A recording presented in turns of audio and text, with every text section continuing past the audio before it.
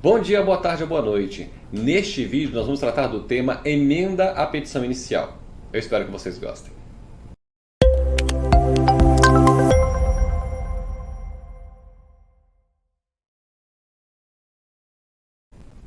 Muito que bem, meus diletos.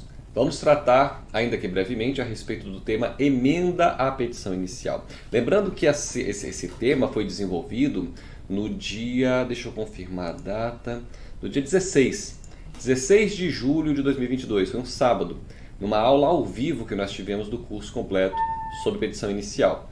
E foi uma aula espetacular, principalmente pela participação dos alunos, né? Isso que tornou a aula muito mais interessante. Eu tive programado para falar por 1 hora e a aula durou 2 horas e meia. Então, com intensa participação dos alunos, com questionamentos, com observações relacionadas ao estágio que eles estão fazendo, realmente uma aula muito boa. E eu me comprometi, com relação àqueles que não puderam assistir a aula ao vivo, a fazer uma síntese, né, do que nós tratamos, e é por isso que eu estou fazendo esse vídeo, para essas pessoas que não puderam nos acompanhar ao vivo.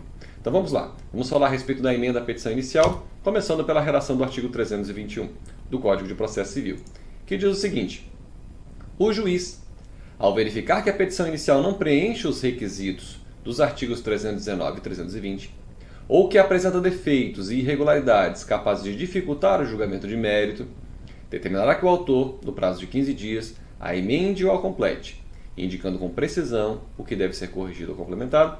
E o parágrafo único diz que, se o autor não cumprir a diligência, o juiz indeferirá a petição inicial.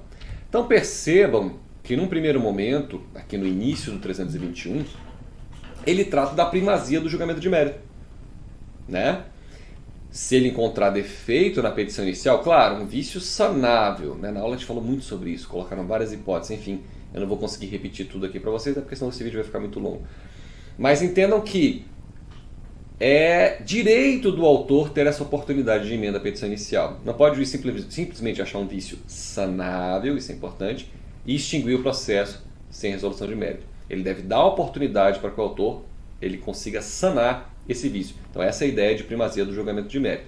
E aí prossegue o caput falando que tem o juiz a obrigação de indicar com precisão o que deve ser corrigido ou complementado. E aqui a ideia de cooperação. O juiz tem que falar para o autor o que deve ser corrigido, o que deve ser complementado, para que então ele possa fazê-lo. E se ele não o fizer, aí muito bem, o processo será extinto sem resolução de mérito, como manda o parágrafo único do 321. Vamos em frente. 329. Vejamos o que ele diz. O autor poderá, inciso 1, até a citação, atenção a esses momentos, tá, no processo, até a citação, aditar ou alterar o pedido ou a causa de pedir, independentemente de consentimento do réu.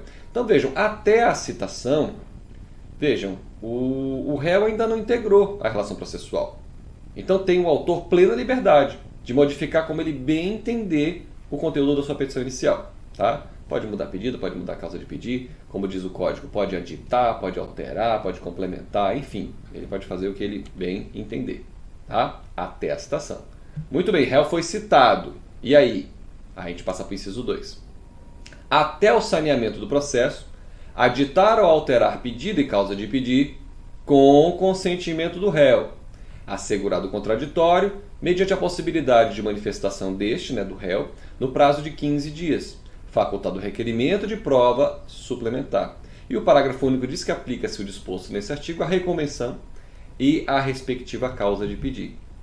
Então vejam, até a citação, a liberdade de modificação é total.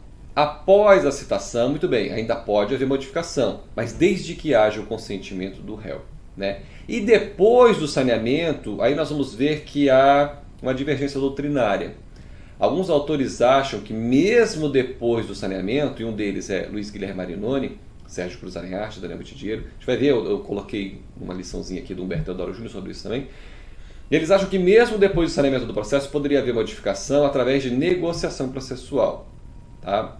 Eu ouso discordar. Eu prefiro os autores que afirmam que essa possibilidade de modificação com o consentimento do réu, ela vai até o saneamento. Me parece a interpretação mais adequada, tá? Então, enfim, com todas as vendas de quem pensa diferente. Porque o Código Revogado, no 264, ele falava mais claramente dessa impossibilidade de modificação após o saneamento, né? Talvez por conta dessa mudança de redação tenham chegado a essa outra conclusão, mas eu prefiro os autores que pensam que é a ideia de estabilização da lide, que a gente vai falar melhor daqui a pouco. Inclusive separei uma lição de Euclides Donizete, tá? Vamos então aos artigos 4º e 6º do Código de Processo Civil. Diz o artigo 4º: as partes têm direito de obter em tempo razoável a solução integral do mérito, incluída a atividade satisfativa. Então veja, o artigo 4º trata a princípio da duração razoável do processo, né? Uma confirmação, uma ratificação daquilo que diz a Constituição, no último inciso do artigo 5º, né, que trata da duração razoável do processo. Então, o que isso tem a ver com essa possibilidade de alterar até o saneamento? É a ideia de estabilização da lide. Porque vejam, se deixar aberta a porteira para essa modificação ser feita a qualquer tempo, o processo não acaba nunca. O processo não vai acabar nunca. Então, realmente eu penso que a interpretação mais adequada é a de que essa possibilidade de modificação pode acontecer até o saneamento, se houver consentimento do réu, né, na dicção do 329, inciso 2. Depois do saneamento, aí não, gente, aí não pode mais ficar modificando, porque tem que acabar. Tem que ser decidido aquilo que foi colocado, aquilo que foi submetido ao Poder Judiciário. Tá? E aí prossegue o artigo 4º falando mais uma vez aqui da primazia do julgamento de mérito, né? Ó, solução integral de mérito. Primazia do julgamento de mérito. Incluída a atividade satisfativa, ou seja, incluída a execução, incluído o cumprimento de sentença. Vejam a playlist que eu tenho a respeito de execução, de processo de execução, né? E o artigo 6º diz que todos os sujeitos do processo devem cooperar entre si para que se obtenha em tempo razoável decisão de mérito justa e efetiva. Mais uma vez a primazia do julgamento de mérito aqui ao final, mas a princípio ele fala da cooperação. E veja que a cooperação não é somente para as partes, mas para os sujeitos do processo, incluído aqui o juiz, incluído aqui o Ministério Público, quando atua como fiscal da ordem jurídica. Por isso é que no 321 consta que o juiz deve indicar com precisão aquilo que deve ser modificado na petição inicial, né? Se assim ele ordenar. Ideia de cooperação. Ele tem que cooperar. Foi-se o tempo que era correto, né? Já não era, né? Mas enfim, foi-se o tempo que a legislação dava a entender que o juiz poderia simplesmente ordenar a emenda da petição inicial sem dizer o que tem que ser emendado. Então é direito do autor a possibilidade de emendar e mais ainda, é uma obrigação, é um dever de cooperação do juiz dizer exatamente aquilo que deve ser corrigido, aquilo que deve ser complementado. Nós já vimos, né, o que diz o 321. Então, a ideia de cooperação, vejamos aqui uma lição de Renan Tamay, essa é a capa da obra, tá? Ele diz o seguinte, ó, na página 55, tá? Ele diz o seguinte: verdadeiramente, dentre as alterações tidas no sistema processual por meio do Código de Processo Civil, claro, ele está falando do Código de 2015, né, claro, uma delas é a influência do princípio da cooperação em sua exegese, né, na sua interpretação. Esse princípio, da aplicação também, por que não, né? Esse princípio, em última análise, visa criar mecanismos processuais para que o magistrado, as partes, incluiria aqui o Ministério Público também, né, cooperem mútua e harmonicamente, a fim de que o processo alcance um resultado rápido, eficaz e justo. Então todos têm que cooperar. Autor tem que cooperar, réu tem que cooperar, Ministério Público, como fiscal da ordem jurídica, tem que cooperar, o juiz também. Todos têm que cooperar. Isso não quer dizer que eles devam concordar com tudo, não. Tá? Mas devem atuar no processo de uma forma leal. Isso tem tudo a ver com a ideia de lealdade processual, de boa-fé processual. Né? Complementa essa ideia de cooperação. Né? As partes não devem dar margem à prática de atos no sentido de protelar o processo. Isso é uma conduta desleal. Né? Enfim, há quem veja até uma certa confusão entre cooperação, lealdade processual e boa-fé processual. Mas enfim, o dever de cooperação é a todos, e todos devem cooperar para que se obtenha em tempo razoável uma solução, né, justa, enfim, como diz Renan Tamay, um resultado rápido, eficaz e justo. Tá? Bem, a capa do livro eu já mostrei para vocês, vamos adiante. Aqui eu volto a dizer, uma síntese, eu não vou ficar 2h30 conversando com vocês. Vamos lá, até porque não é conversa, né, é um monólogo. Então vamos lá, vamos em frente.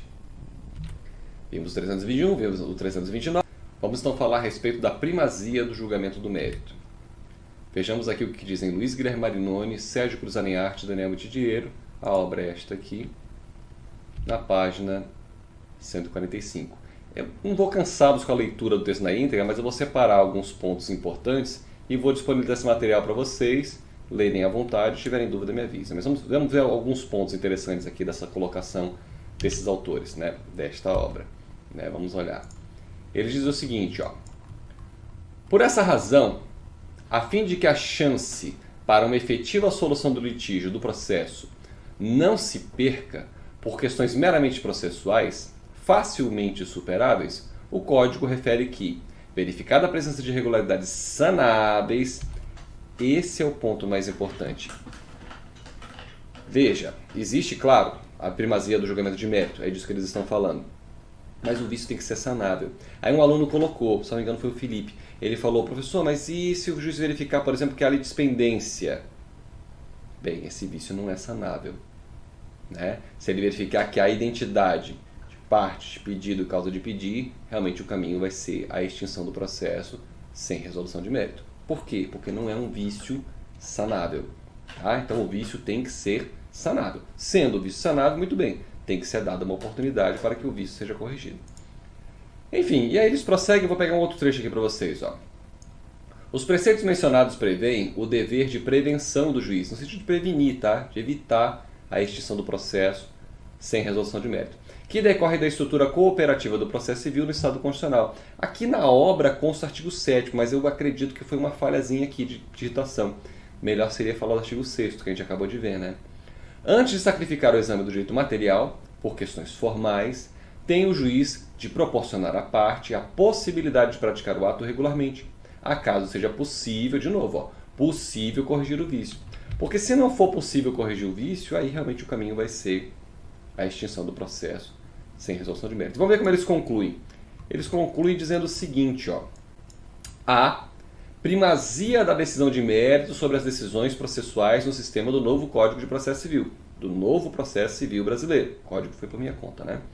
Isso decorre não só da regra do 317, mas também daquela que expressamente refere que, eles abrem aspas, desde que possível, tem vícios que não são sanáveis, né?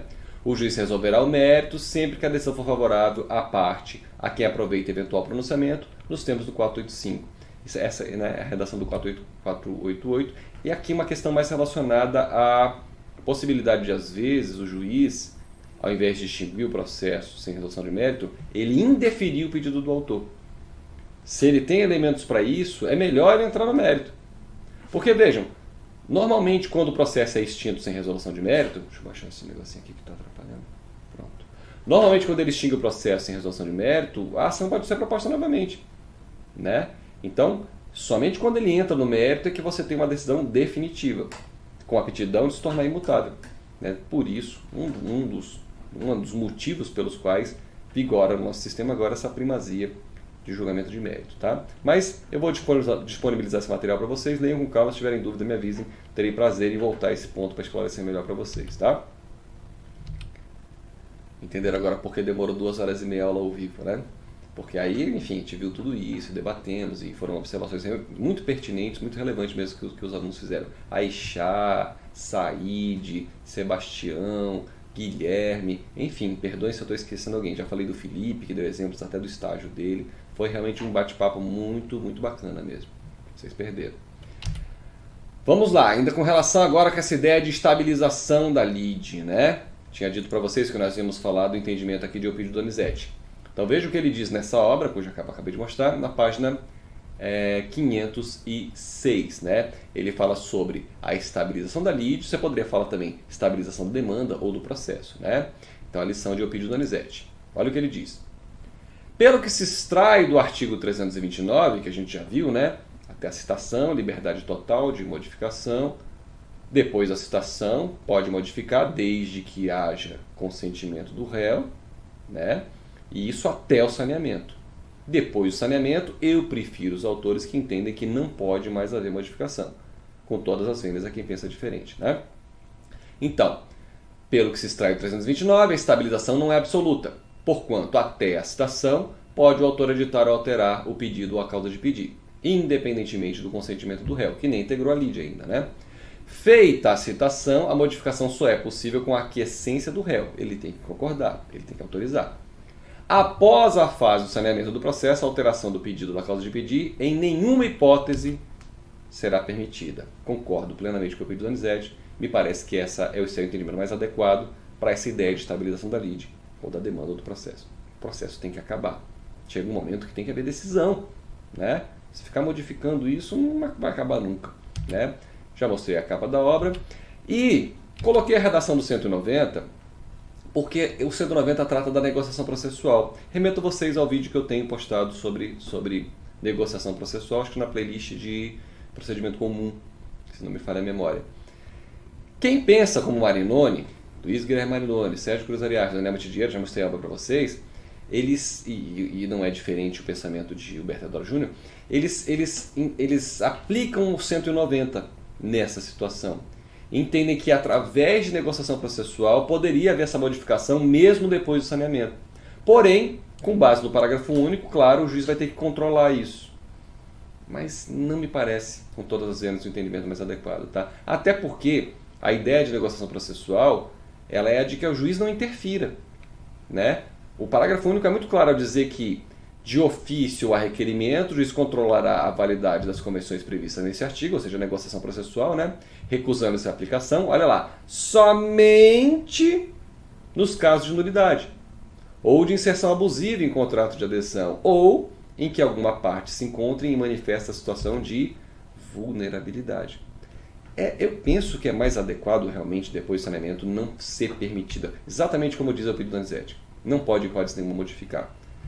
Claro, respeitando as opiniões em contrário, como Luiz Guilherme Marinoni, Sérgio Cruz Ariarte, Daniel Matidiero, Humberto Teodoro Júnior, que eu até botei um trechinho da lição dele. E vejam que o Fórum Permanente de Processualistas Civis chegou a uma conclusão como a de Elpidio Donizete, que é o entendimento que me parece mais adequado. Olha aqui o enunciado 490 do Fórum Permanente de Processualistas Civis. 490 é o enunciado, né? Artigo 190, trata da negociação processual, 81, parágrafo 3º, 297, 329, que nós acabamos de ver, né? Entre outros. E aí eles continuam dizendo: são admissíveis os seguintes negócios processuais, entre outros: pacto de inexecução parcial ou total de multa coercitiva, pacto de alteração de ordem de penhora, pré-indicação de bem penhorável preferencial, pré-fixação de indenização por dano processual, etc. E aí o que nos interessa, eu destaquei em preto aqui, ó. Negócio de anuência prévia para aditamento ou alteração do pedido ou causa de pedir. Mas vejam, até o saneamento. Até o saneamento, em observância ao inciso 2, 329. Me parece o entendimento mais adequado. Me parece que essa é a interpretação mais adequada, né? Do Fórum Permanente de Processos Civis, eu pedi do Zé, dentre outros, né? Com todas as vezes a quem pensa diferente. E aí, vejam quem pensa diferente aqui, ó. Humberto Teodoro Júnior, nessa obra, na página 722. Olha o que ele diz. Portanto, as possibilidades de alteração do pedido e da causa de pedir no regime do novo Código de Processo Civil podem ser esquematicamente vistas da seguinte forma. E ele está falando aqui do 329, né? A. Antes da citação, a inovação pode dar-se por ato unilateral e livre do autor. 329, inciso 1, né? 2. Depois da citação e antes do saneamento do processo, as partes são livres para fazê-lo mediante consenso. O réu tem que consentir, né? Independentemente de aprovação do juiz. Ou melhor dizendo, de aprovação judicial. Daria no mesmo do juiz, né? Entendimento do Humberto Teodoro Júnior. E aí a letra C, veja como ele pensa diferente do Elpidio Donizete. Veja como ele pensa diferente aí da conclusão do Fórum Permanente de Processos Civis. Ó. Depois da fase de saneamento, as partes ainda poderão fazê-lo, ou seja, ainda poderão mudar pedido e causa de pedir, né? Mediante negócio jurídico processual, artigo 190, né? Cujo efeito, todavia, dependerá de controle e aprovação do juiz, que é o parágrafo único que a gente acabou de ver, né, do 190. Com todas as venas, não me parece o entendimento mais adequado, tá? Sobretudo para atender a duração razoável do processo, né? Enfim. Vamos em frente. Agora, algumas questões. Vamos resolver aqui 3 questões. Uma que eu elaborei para vocês com base no entendimento aqui do Tribunal de São Paulo. Então vejam que o questionamento é o seguinte. Caso existam 5 réus, litisconsórcio passivo, né? E apenas 2 tenham sido citados, Poderá o autor emendar a petição inicial independentemente do consentimento dos réus já citados? O que vocês acham? Nós temos 5 réus. 2 foram citados. Bem, não citou todo mundo ainda. E aí? Continua o autor tendo aquela liberdade do inciso 1, 329? Ou já se aplica o inciso 2 aqui e tem que haver consentimento dos réus já citados? O que vocês acham? Vejamos como decidiu o Tribunal de São Paulo. Me parece um entendimento adequado, tá? Olha aqui, vou só, depois vocês pausem, leiam com calma, se quiserem, vou ampliar para vocês. Puxem esse critério aqui pelo site do Tribunal de São Paulo, essa numeração, que vocês conseguem ver. Vou colocar a numeração para vocês em destaque. Ó. Vocês conseguem achar o processo e ler o acórdão na íntegra, enfim. Mas eu vou no trecho que nos interessa. Ó. É essa parte aqui que eu destaquei em preto. Ó. A ausência de citação de todos os réus, que não autoriza a emenda da inicial sem anuência dos já citados. Inteligência do 329, inciso 2. Concordo plenamente. Se já tem réu citado, já tem réu que integrou a lide, o autor quer mudar pedido ou causa de pedir, ele precisa da anuência desse réu que já foi citado. Mas tem outros réus não citados ainda. Não interessa. O que já foi citado tem que ser ouvido. E tem que concordar para que essa alteração possa ser feita pelo autor. Concordo plenamente, me parece a solução mais adequada para o caso. Agora uma questão da banca FUNESP, Direito Processual Civil, novo código, formação de processo, petição inicial. Olha o questionamento. Aliás, aqui eu sempre recomendo o seguinte, deem uma pausa no vídeo e tentem resolver. Depois você tira a pausa e vem e resolve comigo, né? Então vamos lá. De acordo com o Código de Processo Civil, o autor poderá aditar ou alterar o pedido e a causa de pedir. Vamos começar pela letra E. Até o saneamento do processo sem consentimento do réu. Não, depois da citação tem que haver o consentimento, né? Então está errada a letra E. D. A qualquer tempo do processo sem consentimento do réu. Errado também, né? Citado, acabamos de ver a decisão inclusive, né? Tem que haver consentimento do réu. É o inciso 1, 329. Até a citação do réu, com o consentimento do réu, assegurado o contraditório, mediante a possibilidade de manifestação deste no prazo mínimo de 30 dias. Não, o prazo está errado.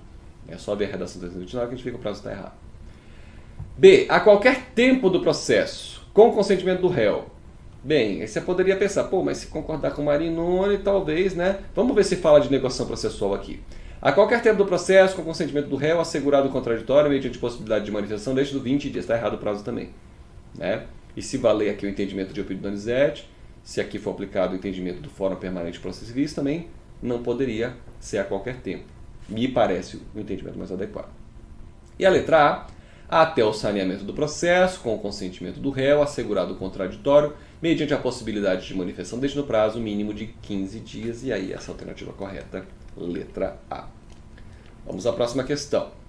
Também na mesma banca, diz o seguinte... Pausem, tentem resolver, depois acompanhem comigo. Vamos lá. Sobre a possibilidade de modificação dos pedidos na petição inicial, o autor poderá, letra A, até o saneamento do processo, aditar o pedido, independentemente de consentimento do réu. Até o saneamento, não. Porque depois da citação tem que haver o consentimento do réu. Está errada a letra A. Letra B. Até a citação, alterar a causa de pedir, desde que com o consentimento do réu. Não. Ele não foi citado, ele não integra a relação processual, ele não precisa consentir, ele não precisa anuir. Letra C. Emendar ou completar a petição no prazo de 5 dias, esse prazo já está errado, para a correção de defeitos, irregularidades capazes de dificultar o julgamento. Não, está errado, é o prazo. Tá? Letra D. Até o saneamento do processo, alterar o pedido com o consentimento do réu. Ok. Não sendo facultado o requerimento de prova suplementar, é facultado. Só olha a redação 329, vocês vão ver que é facultado. Está errada a D, então só pode ser a E, né? Até a citação, aditar ou alterar o pedido ou a causa de pedir, independentemente do consentimento do réu. Essa é a alternativa correta, a letra E. É isso, minha gente. Como eu disse, uma síntese da aula que, felizmente, eu tive a felicidade de ministrar aí nesse sábado, no dia 16 de julho.